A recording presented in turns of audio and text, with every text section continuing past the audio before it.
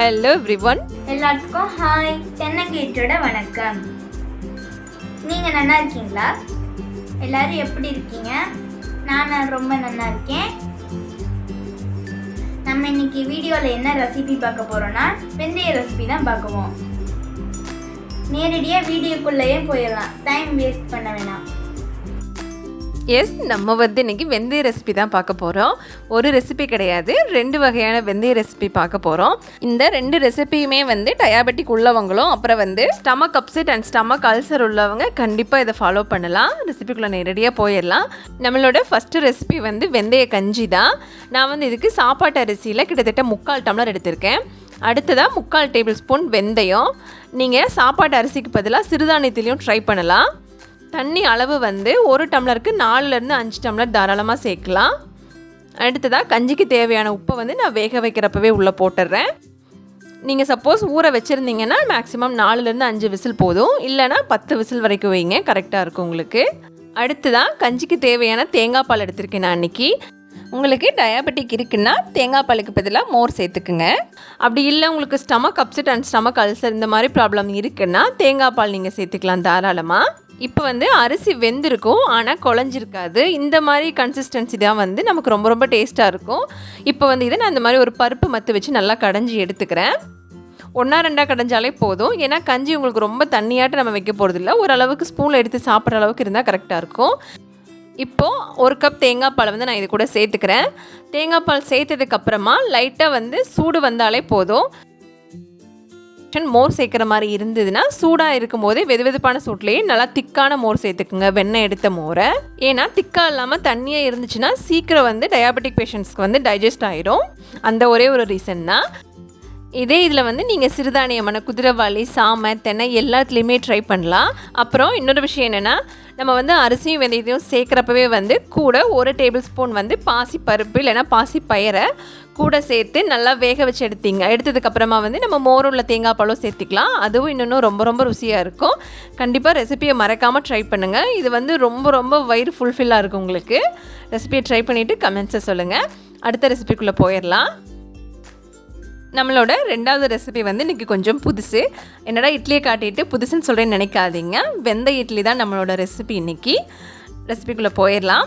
வெந்தய இட்லிக்கு நான் இன்றைக்கி 1 கப், அதாவது 200 கிராம் இட்லி அரிசி, அஸ்யூஷுவல் எப்பவும் இட்லிக்கு யூஸ் பண்ணுற ரைஸ் தான் எடுத்துருக்கிறேன். பச்சரிசி மட்டும் வேண்டாம். அடுத்ததான் 1 டேபிள் ஸ்பூன் நிறைய வெந்தயம். 200 கிராம் அரிசிக்கு 1 டேபிள் ஸ்பூன் வெந்தயம் கரெக்டாக இருக்கும் உங்களுக்கு. நான் 2யும் இன்றைக்கி ஒன்றா ஊற வைக்கல, தனித்தனியாக தான் ஊற வைக்க போகிறோம். ஏன்னா இந்த இட்லியில் நம்ம வெந்தயம் மட்டும்தான் சேர்க்க போகிறோம், உளுந்து சேர்க்க போகிறது கிடையாது. இப்போது இதை தனித்தனியாக ஊற வச்சிடலாம். எப்பவும் போல் ஒரு 5லேருந்து 6 மணி நேரம், மேக்ஸிமம் 4 மணி நேரம் ஊறணும் உங்களுக்கு தாராளமாக. ஊறினதுக்கப்புறமா இப்போ கிரைண்டரில் ஃபஸ்ட்டு அரிசியை போடுங்க எப்போவுமே. ஏன்னா வெந்தயத்தை முன்னாடி போட்டோம்னா வளவளன்னு சிக்கிக்கும், அரிசி நல்லா அரைபடாது. எப்பவும் போல் இட்லி கரைக்கிறது போலே நல்லா கொரப்பாக அரைச்சி எடுத்துக்கங்க. ஏன்னா நைஸாக கூழ் மாதிரி இருந்துச்சுன்னா இட்லி ரொம்ப கெட்டியாக வரும், வெந்தயம் மட்டும் போடுறதுனால. அடுத்ததான் இப்போ நான் வெந்தயத்தை இது கூட சேர்த்துக்கிறேன். நம்ம முன்னாடியே வெந்தயத்தை களைஞ்சிட்டதுனால நான் ஊற வச்ச தண்ணியோடவே உள்ளே சேர்த்துக்கிறேன். வெந்தயம் அரைக்கிறப்போ ஒரே ஒரு முக்கியமான விஷயம் என்னென்னா, நம்ம எப்போவுமே உளுந்து அரைக்கிறது மாதிரியே வெந்தயத்தையும் இதில் அரைச்சி எடுக்க போகிறோம். அதாவது நல்லா மெதுன்னு சாஃப்டாக நொர பொங்க அரைச்சி எடுக்க போகிறோம் வெந்தயத்தை. அப்போ தான் இட்லி நமக்கு ரொம்ப ரொம்ப சாஃப்டாக வரும். சப்போஸ் நீங்கள் நீத்து போனாலோ இல்லை ஒரு மாதிரி கெட்டியாக இருந்தாலோ இட்லி கண்டிப்பாக நல்லா வராது.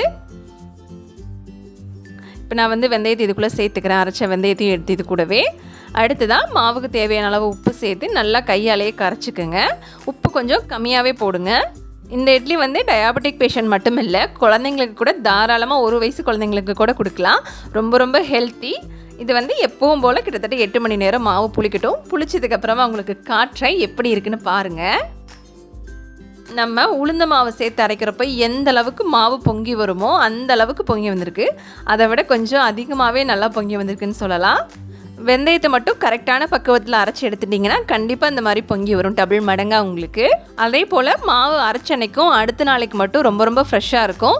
2 நாளைக்கு மேலே ஆச்சுன்னா மாவு ஒரு மாதிரி கடுத்து போன மாதிரி ஸ்மெல் வரும். அதனால் 2 நாளைக்கு மேலே வெந்தய இட்லி மாவு வச்சுருக்க வேண்டாம். இந்த இட்லி ரெசிபி ஸ்டமக் அப்செட் உள்ளவங்களுக்கும் அதே மாதிரி மோஷன் ப்ராப்ளம் உள்ள குழந்தைங்களுக்கும் ரொம்ப ரொம்ப எஃபெக்டிவாக இருக்கும்.